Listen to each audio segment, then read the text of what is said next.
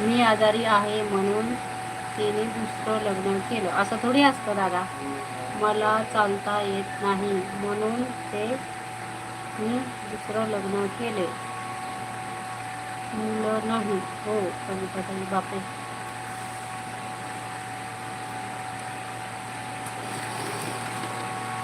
मग तुम्ही कोणाकडे असता? एकटा का एकटेच असता का दादा?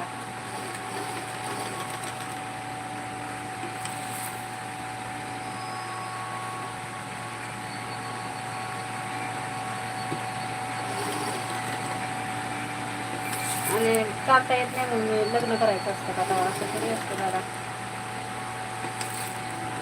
जगलं